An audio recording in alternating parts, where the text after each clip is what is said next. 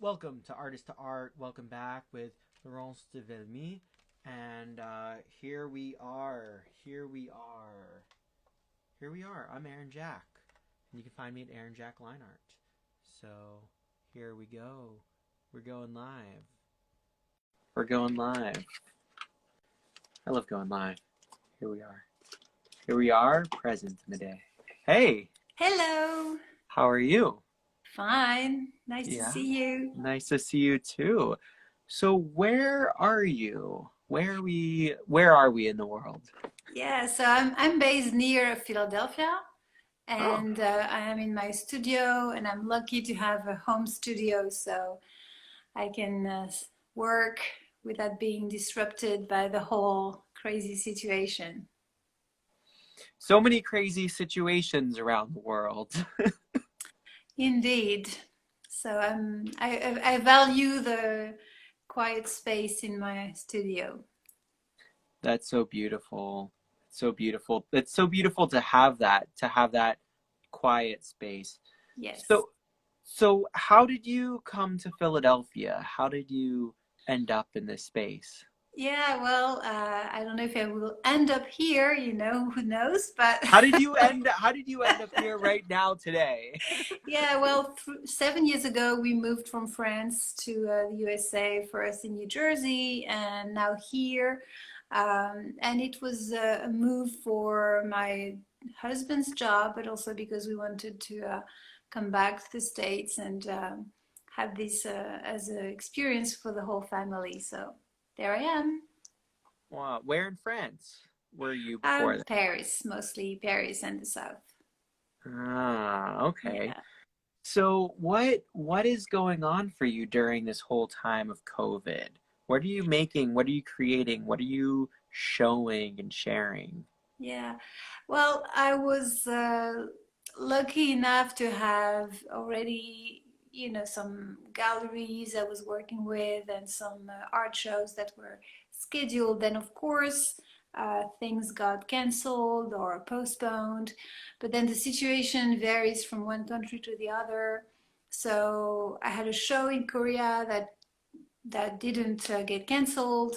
Of course, most of the art fairs were canceled. Then in France, I worked with a gallery in Normandy that could reopen in the spring. So, depending on the situation, of the places, it has been different. As for me, I kept on working on my paintings, and I'm very grateful to have collectors who still are supporting me. And so I won't say it didn't disturb me because I was like everybody, stunned and at loss. But then painting helped me to regain some kind of peace of mind, even though it's not every day the case. Wow, that's amazing. So the things were still happening in Korea. Yes, it was in the Sika Museum, and it was in the summer. Now it's the exhibition is over. So yeah, it was nice to know that things could run in some places. Wow. Wow. So there's still things running in different parts of the world in different ways is like one of the Yes. Yeah, I have a collector in Hong Kong who was saying, things go on. Like people have very serious rules to follow, but galleries are open and exhibitions are there. Even though it's not ideal, it's not at a complete standstill. right. Yeah, people are wearing their face coverings and Yeah, they're very aware there. Asians have a lot to. We have a lot to learn about from them. So Mm, mm. that will be So maybe what. true. We have so much to learn from each other in different ways. So Very true. Very hence true. we're here today to learn about what you have to Yeah. share. Very happy to connect. Excellent. So we're in your studio right now, right? Yeah, correct. Would you like to And show us around? Mm-hmm. sure. In fact, when the lockdown happened, I was supposed to have an event in New York and during the Affordable Art Fair. And since it got canceled, we turned the event into a studio tour. And so I installed some painting on the wall, which, I had not necessarily done before. And so these paintings are part of a collaboration I've done with a brand that is called Art Girl Rising. And it's a platform to support women artists and to develop awareness about women artists of the past, but also of the present. And so I created paintings to celebrate some abstract expressionist artists like Krasner behind me, or there is Alma Thomas, and here Joan Mitchell. And so we did this collaboration, and the brand creates T-shirt that you can buy, and the first names of these artists are on the T-shirts, and part of the profit goes to the National Museum for Women in the Arts. Very cool. Yeah. So could you, wow. So how did this collaboration come about? Well, I was following Adgar Rising, and I had been in touch with the founder, Liesel. And one day I thought, oh, we should do something together. Since my work is about men and women of the past, and about sharing stories. And I, of course, have at heart to share stories of women artists. So, I reached out to her and told her, what do you think? And she was like, yeah, sure, let's go.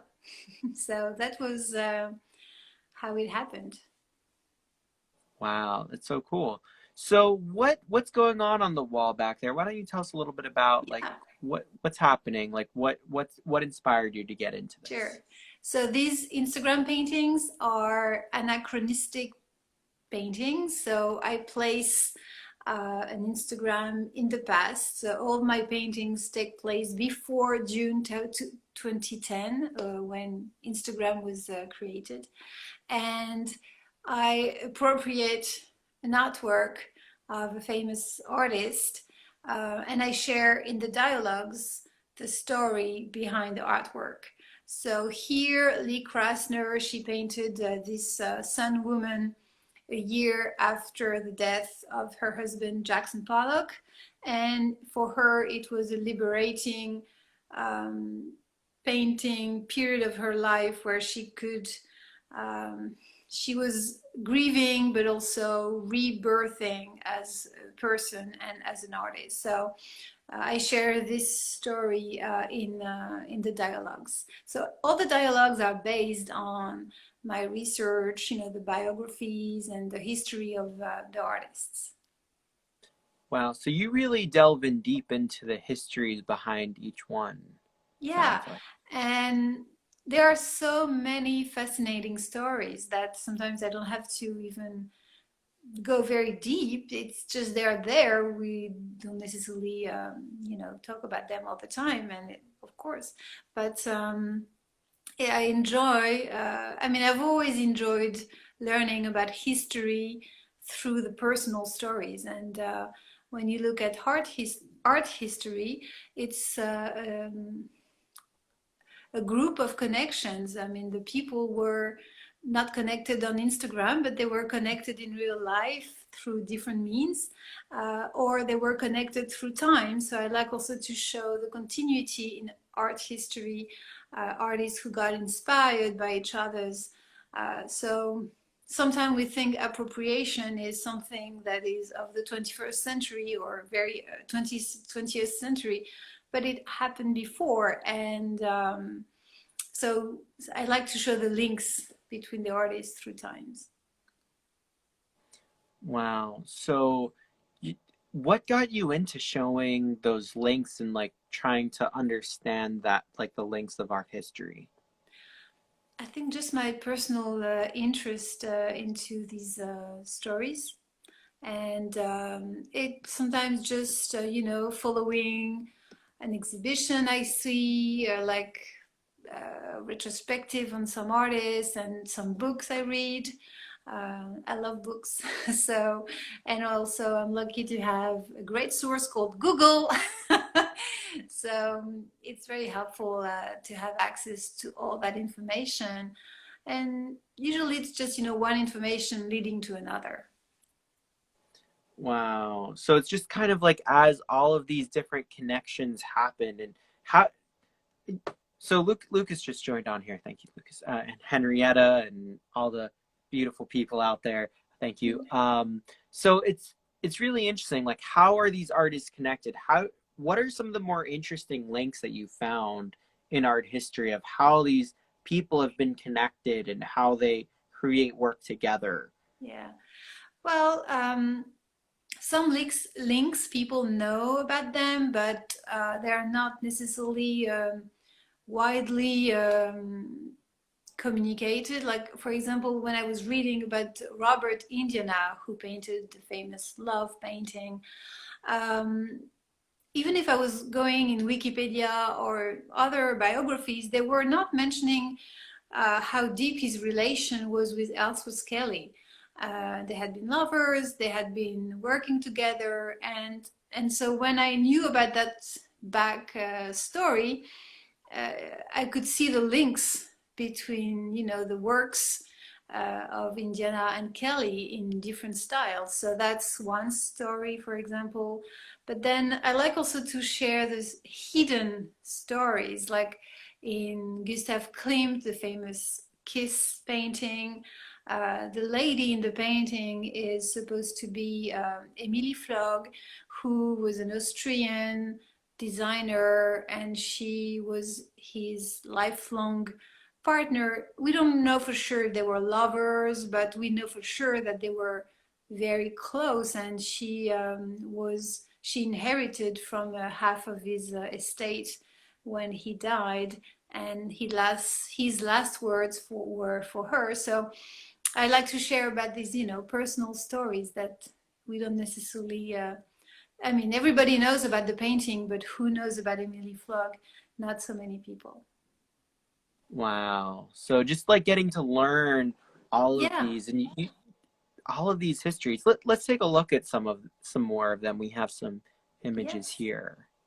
So that's another Klimt with Adele Bloch-Bauer, who was this famous, I mean, now famous, but not a, she was an Austrian patron of the arts and from a wealthy family, and her husband and her supported artists. And of course, the story of her with Klimt was famous thanks to the mm, story of the inheritance of the painting that was kept by the Austrian government and then given back to the hair as it should be.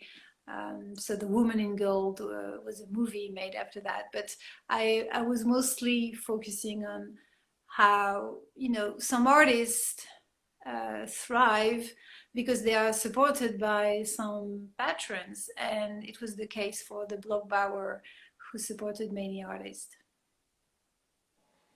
Wow. So what did you learn? So you talk about this patron. What did you learn about what have you learned kind of like about these patrons of the past that you think is so important to share? Well, that's, they were passionate about the artists they supported. And it's also the case of collectors today who can really invest in the career of an artist and support them and promote their work. So I mean, depending on people, it can go in different ways, but some have been really, if we take Isabella, I know the name, who supported John Singer Sargent. Um, uh, she created a museum in Boston, and now, of course, her last name slips my mind, but she clearly made the career of John Singer Sargent in the USA. So, Isabella Stewart Gardner. Ah, thank God. It came back. So, yeah, some that's why, you know, the stories of the artist are there, and sometimes the patrons are in the back. And it can be patron, but it can be a art gallery owner. Um, Pierre Matisse, the son of Henry Matisse, supported abstract artists during the war, and he was key in the, I'd say, input of abstract art on the New York art scene. So, you know, people like that who've Wow. been key. Wow. So you're really looking at this whole network of how all these people are interconnected into culture, it seems like. Yeah, and I mean, just like we are connected today, all of us, it's just how people are, you know, humans. We say that there are less than six connections in every people of the world. So, Wow. so this, What's going on here? yeah, this one I created for the exhibition in Korea, and it's a diptych with the other one, which is of Basquiat, and it's the theme of duality that Picasso treated. And he, at the time, portrayed his lover, who was his secret lover because he was married. And so I make a secret comment from Marie-Thérèse, who just shared a few emojis, um, just to reflect, you know, that she's discreet, but she's there. Interesting. So you're kind of like deconstructing like how people connect now versus like what it would have been in the past.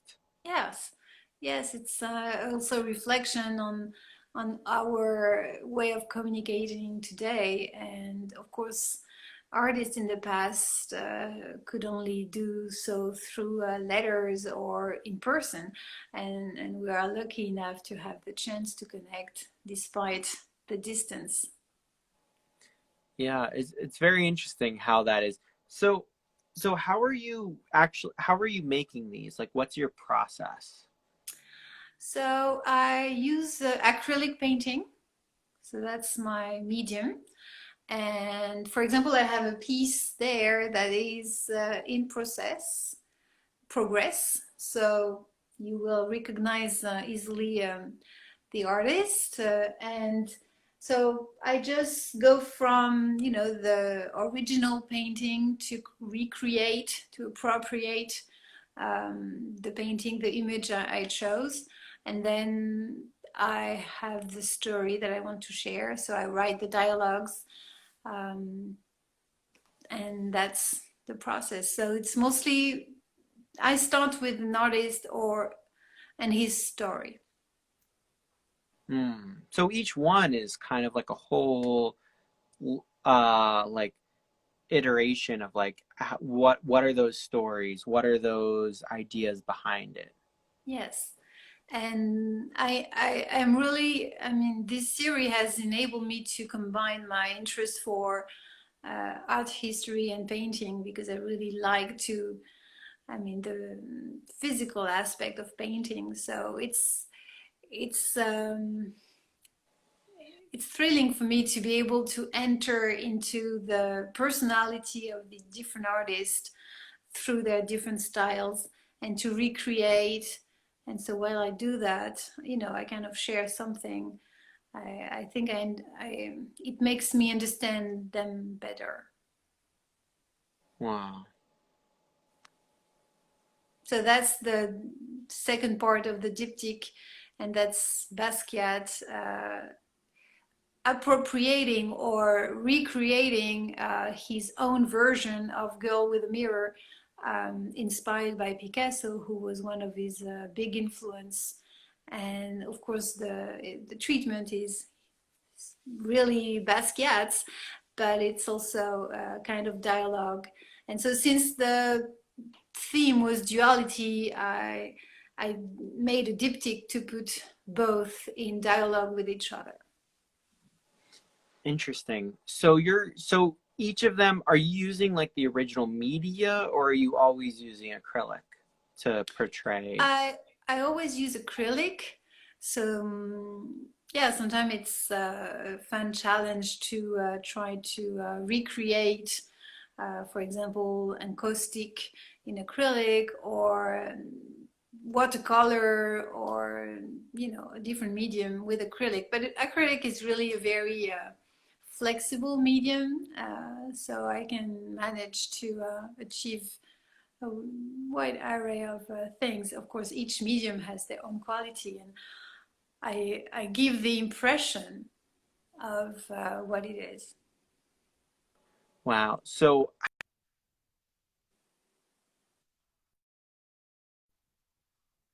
writing the words, or is that all acrylic as well? Now I print them and I apply them with a special paper that was not supposed to do exactly that, but I kind of made that my own process.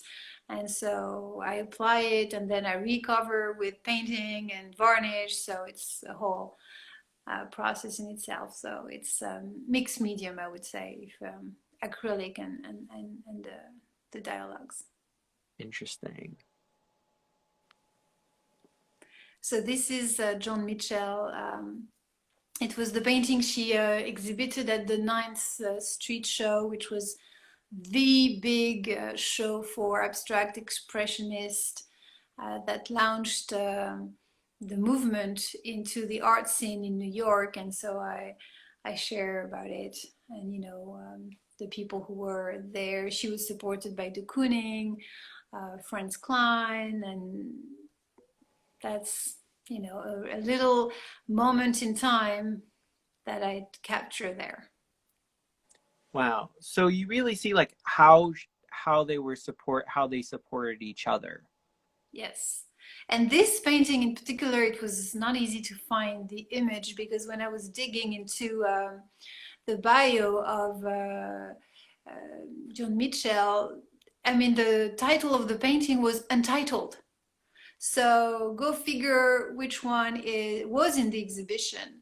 And then the pictures of the exhibitions did not show clearly her work. So I really had to, and I luckily find a source on a blog about her painting. So I was like, yeah. Wow. So you're working with a lot of primary sources here to find Yeah. out this like history. Yes, and that's why I love my library. Wow. So how do you like choose those stories and start to dig into each one?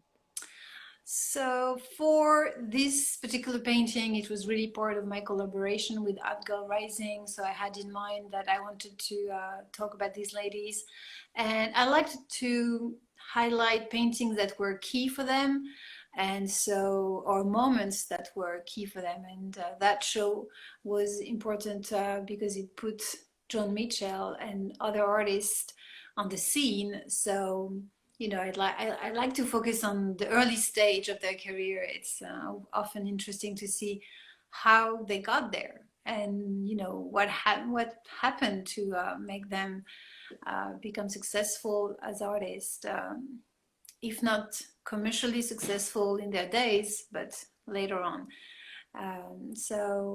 But sometimes it's just because I like an artwork and I want to share about it. Hmm. What are some of the largest ways that you found that artists have made it to be like what you would call successful in their careers? And what does that mean? What does that successful in their careers mean? And how have you found, like, because you've been looking at these patterns, what are some of those patterns that you've seen? Connections. I would say that's the one thing that strikes me when you read all these bios. People got somewhere because someone helped them at one point. Um, Even Vincent van Gogh, that is, who has this image of, the lone artist that nobody knew of. This is not true. I mean, he had his brother who was supporting his work. He was known by the group of the Impressionists. And by the end of his life, people who were in the art world knew about him, and he got some critical recognition.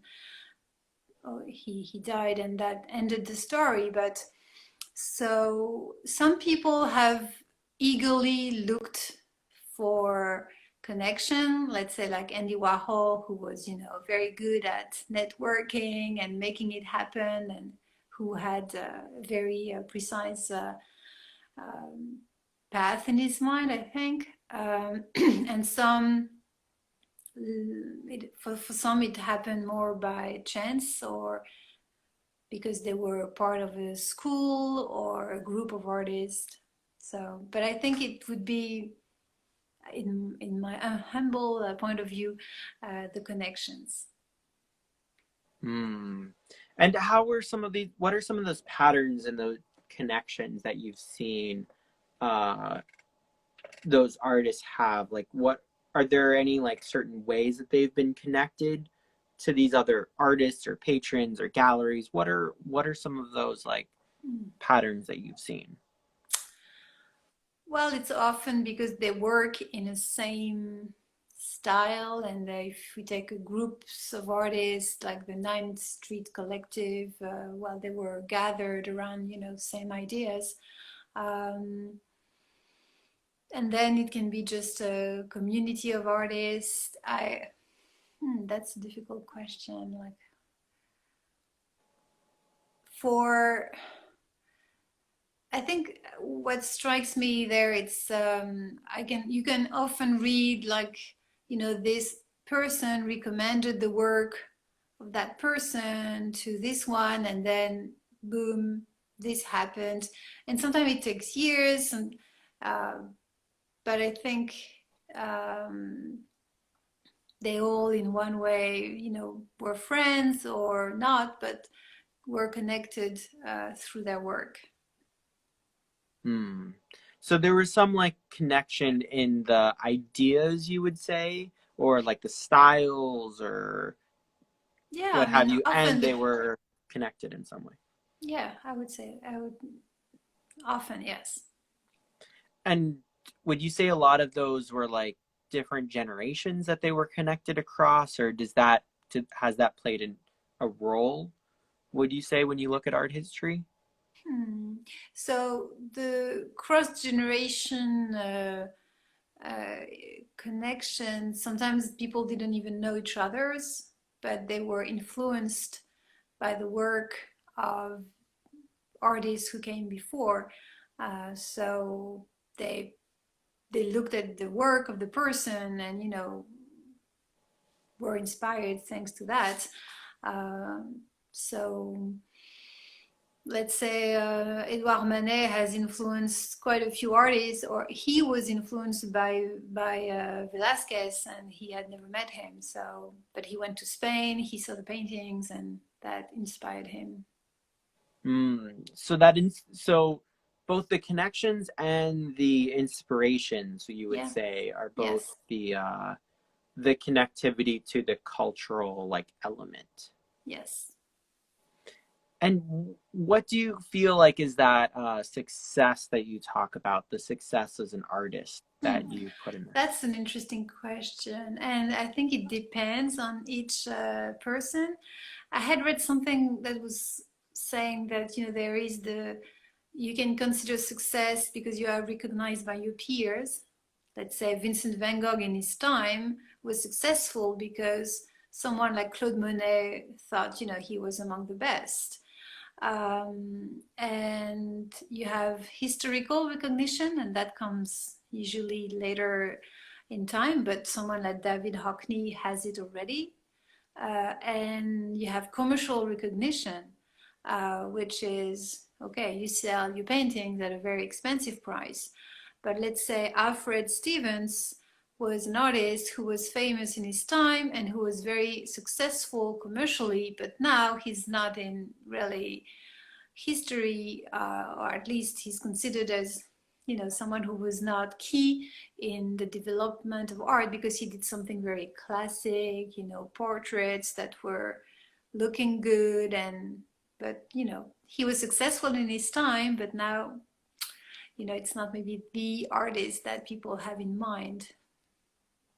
So yeah, it's Interesting. different So it's criteria. kind of like that people have in their mind after the fact, and how they do that is through the connections in their time. Mm. And Is then you that could add the personal success. Like it was kind of sad to read Marie Cassade's biography. At the end of her life, she was very bitter. She got all the success as an artist, commercial, and recognition, but she had the feeling that she had kind of missed something in her personal life because she put everything into her career, and she didn't marry, she didn't have children. So you see, that's another criteria. It's very personal. so like personal success versus artistic success? So that's why there are different definitions. But usually, what we have in mind when we say an artist is successful is probably for art history is the recognition to museums and from the authorities or the establishment. Interesting. So what would you say influences the establishment? What are these like key aspects that the establishment looks at? Since you've been looking at the establishment a lot, it seems, Mm. from your own perspective. Well, usually before an artist gets into a museum and is recognized as someone who has made something valuable enough to be considered as to be kept for future generation, the decision comes from art curators of that museum, and they usually, from what I understood, look for people who add something new, or if not something new, something very personal, um, and that is uniquely their own voice. So I think that would be my view on that. What do you think? Oh, I mean, I feel like I need to study more. That's why I'm asking you. I'm I'd love to know. I'm figuring it out one step at a time. So I I mean, same for me. That's very empirical. I don't have any specific sources about that. yeah, I just think it's interesting since you've been looking at this, Mm, like what patterns you've been finding. I think that's, yeah. we each kind of start to look at our own and all the people we talk to, and kind of like collate into that or into our own vision. And I find it interesting what you're seeing, after all of this delving in deeply into each history. And then Um, history is sometimes re-evaluated. Like these days, people are taking into account the fact that minorities have been underrepresented. And so some people in the establishment try to make up for that, and that's a good thing. So hmm. we can have a new light on someone like Jacob Lawrence, who is famous, not famous. Like, he's known for by some people, but not necessarily by so many people. So the light on people of color that are underrepresented until now can, make a refocus on his work, for example. So the light of history becomes redefined, Yeah, I think seems. so. Yeah, I think so. Hmm. So would you say that that's changing? Like that light is shifting and a move. I, It's I moving. It seems. I think there is a better awareness today, about the fact that at least an acknowledgement that, oops, people have been left out for centuries. And so we should pay attention to that. I'm not saying the problem is solved, but the first step is to acknowledge the issue. Interesting. So, how do you feel like this is going to work as like people are all interconnected into the mix? Because do you think that there's like whole different groups that just weren't interconnected into these other groups? And how do you feel like are they interconnected now? And is that going to play into history? Or is it just like, oh, this part of the interconnections is all that matters now? Hmm. Um, I'm not sure how to answer that. Uh, what I think is that information is accessible, and there is no more excuses to say, I was not aware of that. And also, in a way, power has is a bit higher for artists who can directly connect with some curators, and some are, I mean, some people are very open to connections. That's one thing I found out by trying to reach out to some people. Most of the people are open. I mean, they won't necessarily all do something for you, but they are usually open to discussion like we are, doing today. So that's how I, I don't know if some groups remain, really separate, probably, but the importance is to build your own community and go from there. Interesting. So how have you found that? Because you moved from Paris and now like you had your whole community there and your community here. Or is it like all interconnected online? How did that work for you as an Yeah, it's international kind of artist? all connected. Like I have people I chat with who are in Australia. I've never met them, but we connect thanks to Instagram, and that's great. Especially since I live in a suburban area, I don't get to meet a lot of, I mean, people every day, and being in your studio is sometimes a bit isolating. So social media has been a great way to connect with many people all over the world, or to stay connected. That's beautiful. I mean, that's how we're connecting right now. So Exactly. with and how we're connecting with all the people out there, like now and Exactly. later. It's a Yes. very interesting way to talk about time, is where like in the moment and your work is about this like past work in the present, and Yes. it's it's very interrelated, interconnected. Let's check out what's going on here.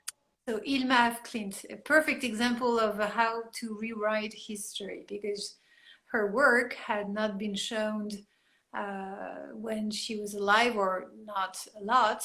And now it happens that we realize she was probably the first artist to create abstract art, when for decades we wrote in art history book that it was Kandinsky.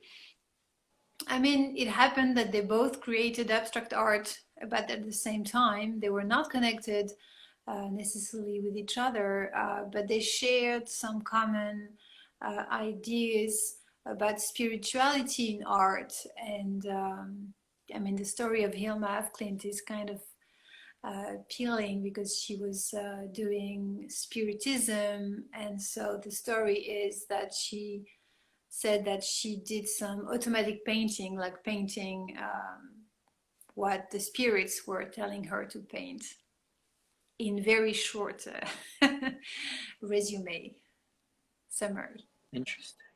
And how do you feel about that? Like you're painting the automatic painting more precisely, or how do you relate to that? Because then you're repainting the autom- Yeah. automatic work. Well, it happens that I do share some views with her for spiritual life. Like I do believe in the life of the soul after or mortal lives. So it kind of appeals to me, even though that's just belief or hopes that there is something behind that explains all of this. So her story was kind of, I could relate to that. Not that I do spiritism at all. That's very interesting. So you find like each painting you're relating to this person, to their art, or some there's some Yeah, there element of is. relation. Yes, there is something, and if you look through my paintings, most of them are quite colorful. It's something that is important for me, and I also, because Instagram is a place where people share usually nice and positive, happy story. I make a focus on that type of events. I mean, sometimes they're not so. Uh, they can be a little bit more sad, but usually they're about a nice moment in the life of the artist Hmm, that's so interesting. to reflect on how we use Instagram nowadays. Wait, Most explain that. Explain that one more time. How we use Instagram, Well, please. if you look at the difference between the different social media, let's say Twitter is about sharing articles and stories that happened in the world and that are not always happy stories. Facebook will be mostly now also sharing about articles and some stuff that happens in your life, but and Instagram by the founder saw it as a platform to share beautiful images, and that has influenced the way that Instagram has curated at the start and pushed the how the media was used. I'm not saying that all the images on Instagram are beautiful, certainly not, but at least the that's what wanted the founder of it. And most of what is shared on Instagram is usually about this dreamy life and everything is going well.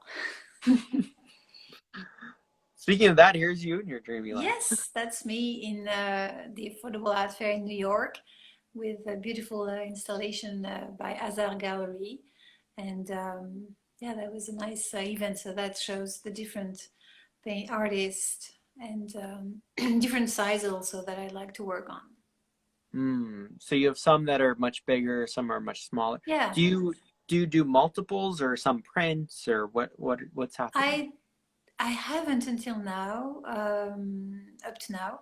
Uh, I did a few works on paper very recently. I still haven't put them online or whatever because I've had some requests, but they are original. They're not prints. I still do the painting, so I haven't done really like prints per se. So are you doing multiples of each one? Because you delve into the story very heavily for each painting. Hmm. Are you painting one painting and then that's it for So every story? there are a few that I did several times, but I put a limit at three, like no more than three. And by format, let's say the small ones, it happened that, I had someone say, oh, can I have this Keith Haring? Say, okay, but no more than three. Because also for me, it's not fun, I don't want to just recreate the same thing. So that would be, but the big ones, usually they're unique. Hmm. Oh, that's all again. That's This, there. yes, the diptych. Alma Thomas, who was exhibited. I mean, this painting is at the White House, thanks to the Obamas, and she is very inspiring as a person because she started her career when she retired, at least her professional artist career. She had been a teacher before, and she showed at the Whitney when she was 72. So, it's never too late. I like her story. What do you like so much about her story? Well, the fact that, she was passionate about what she was doing and she started her career at 67. I mean, usually people say, now I'm just going to read books and, do my garden and she was like, going into her painting and that's, inspiring to think that, it's never too late. That's beautiful. You just never know, right? Yeah, I mean, it doesn't happen for everyone, but for her it worked. And to be, as a person who had suffered from segregation and her parents had moved, to give her more opportunity, from the South to Washington, and she had been really a victim of segregation, and then at the end of her life to have a solo exhibition at the Whitney was, I think, quite a beautiful story. Hmm. Oh, I'm gonna answer Frank here. Yeah. I'm I'm considering making this a podcast. I have no idea yet, but this is episode 52, so I'm figuring it out as I go. So just follow me, and I'll have more artists, curators, gallery people, just awesome people in art. That's what I do. This is my fun thing. I don't know. I'm figuring it out as I go. So thank you for asking that, and thank you, Henrietta. Yeah, it's right now. It's here on Instagram. We'll see what happens next. How's that? Yeah. So if anybody has any questions, we have about 12 minutes left. So feel free to ask some questions below as we continue on our journey. Perfect. Cool. Yeah, so that's the photo of the collaboration I did with Art Girl Rising. So you can see the T-shirt with the first names of these ladies, and I did a painting for each of these artists. Yeah, that's the Lee Krasner that is behind me. So you've seen it twice.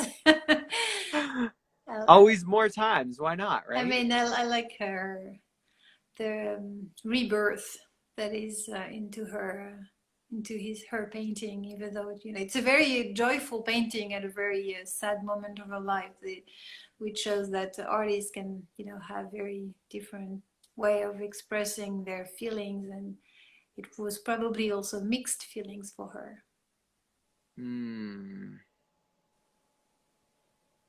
Yeah. What a person. She's also quite something. So here I did, so I was a bit, depressed by the whole situation. So I was like, okay, I have to make happy paintings, even more happy than usually. And so I was like, okay, I'll do this series about flowers in art. And I made this one inspired by her sculptures that she created in 2000. And she had a big show in LA. So that's what the story is about. Henriette asked, what did you learn from copying her painting? Do you call it copying, or you said Yeah, I mean, I appropriating? say recreating, and in this case, it's sculpture. So that was it's even more fun because I have to try to create a little bit of the depth. Of course, that sculpture doesn't have too much shadows or anything. So, but it's always fun. Like I'm like, oh, and the more challenging it is, it's like, yeah, I'm gonna. It's let's do this. And I usually chose, of course, artworks that I like. So it's always a pleasure. Mixed Media Mashup asks, have you ever had a solo show? Yes, I've had the recent one was in New York in 2019 at Michel Mario Gallery, and so we showed my work, and it was a very nice moment for me, a big step for me to have a solo show in New York. I was like, yeah. I'm sure. How did that come about? Same thing, I had met Michelle, so the art gallery owner at a fair, and since she's from Canada, she speaks French, so we started to connect like this, and I went to her gallery many times, and then we became acquaintances, and then one day she decided to show my work first in a fair, and then uh, she offered me to have this solo show at her place. So it all happened because people work with people, and we get to know. Sorry, there is a question. Oh, sorry. So, and I still work with her, so it's a pleasure. Wow, that's beautiful. Yeah, so feel free to continue to ask some questions down there. And yeah, I have more that happen every Tuesday, almost every Tuesday I try, and then Thursdays I go on the Freedom Tapestry project and do another one. So feel free to follow me, See the follow comment of Laurence. someone, and the my paintings are still at Michel Mario Gallery, Oh, and really? she's opened by appointment. So I mean, it's Wow. not the solo show anymore, but it's she has paintings of mine. So yes says you say life is about happy encounters. I'm not sure if you did you Yes. say that? I'm not, okay, you said that. Okay. Um do you do work that reflects suffering because out of suffering something wonderful can happen? Can it? Yeah, I mean, the example of Lee Krasner behind me, I mean, she lost her husband and she had been supporting his career for years. And I mean, Jackson Pollock was made by Lee Krasner and Clement Greenberg in a way, but she was like the coach and the agent of her husband. So she pushed his work, and he didn't really could stand the pressure of being so famous and so on. And so for her it was kind of a suffering to have her marriage go down the drain, or I don't know if it's the right expression, but collapsing and losing her husband, even though they were already separated, but then also liberation. So that would be a good example of a painting that was born of suffering, definitely.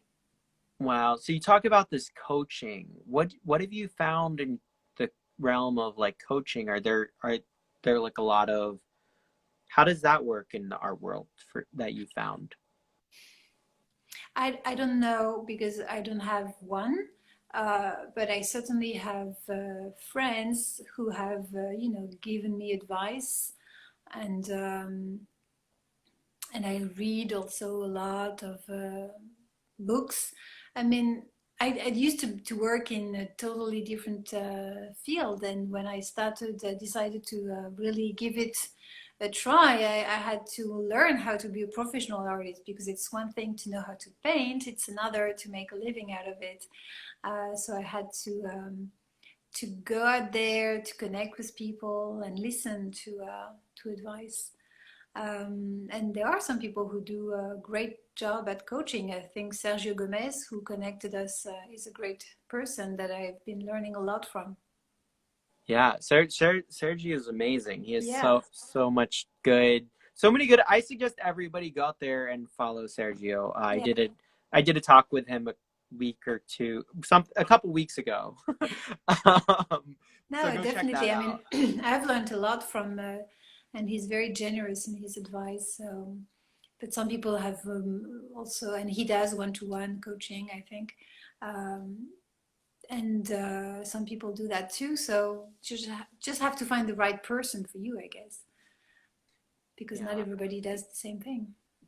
because I'm curious because you talk about Jackson Pollock and Yes. wife his wife ex whatever we talk about art history. It's a very strange thing as we talk about time, but um and timelines and relationships to each other. But at some point she was coaching him. How do you find that like the personal relationship of the coach and the people around them coaching each other? Have you found that like in art history I mean, much besides that one, or is that the only one that you found? there are probably other examples of at least people who've helped each other. Let's say Jasper Johns was thrown into the lights thanks to Robert Rauschenberg, who introduced his work, and probably guided his friend because he was a bit older. So it can happen, not necessarily, it can be just mentorship, just a friend helping you out. As for Pollock, he was someone who probably had his own issues, and she tried to help him quit alcohol and to, support his that he could work, focus on his career, and then she promoted his work by just, spending time on trying to get shows for him. And so she was like, it was teamwork for them. And she dropped her own work, or at least put it on the side to spend more time for him. So interesting. And that happened in other couples. Interesting. What other couples did you see that with? Had you Hélène de Kooning and Bill de Kooning, they were also. Elaine also supported her husband before going different ways, but in fact coming back together. And yeah, she's been also promoting her husband's. Edward Hopper, his wife, has been super supportive, and she has decided that his career came first. So yeah, there could be other examples, and that's the one that came up to my mind now. Excellent. Frank, just follow me and follow my stories. You'll figure it out. No. So back to this. It's very interesting, as we've had we've seen different examples of how this works. We've probably about 3 minutes left. So if you want to just share like what's happening. What do you want us to know more about what's happening in your world? Where can we check your workout? Yeah, so, well, if you want to know and, follow me, it's easy to do it on Instagram. There are a lot of information on my website too. I'm always happy to also connect with people who have questions. And as for things going on right now, I have an online exhibition with Can Gallery, so everybody can see it from their own personal device. It's, 3D exhibition, so it's kind of cool. I have work in France, in Honfleur. I have works in New York, so they can be seen, of course, easily through my Instagram or website, but they can also be seen in person if people are located in the areas. That's so cool. So before we close out, I'm going to say thank you so much, Laurence, for being here, for conversing, for talking about this, for making it a thing, for being so open about your work. Really appreciate it. My pleasure. Thank you so much for your time, and thank you for your questions. Of course. All right. And thank you to all of the audience for being here. Everybody asking questions and participating. I love a participatory and I couldn't read the questions, so if anybody has any questions, I'm happy to answer them after the live. Yeah, so DM, just go follow us right now, and just go there, come back if we're still around, but go there, follow whoever you're not following, or both of us if you're not following either of us. This will be posted later on my IGTV, and yeah, so thank you so much. I can be found at Aaron Jack Line Art. And Laurence, where can you be found? Why don't you spell it out for us? Laurence de Valmy, LaurенceDeValmy. Instagram, Facebook. Yes, same thing. And website. Easy. Go there. Same thing. Yes. Do you have some last words of inspiration you could leave us with? That we are all connected, so let's try to make the most of it. And stay safe. Thank you so much. Till the next time. Bye-bye.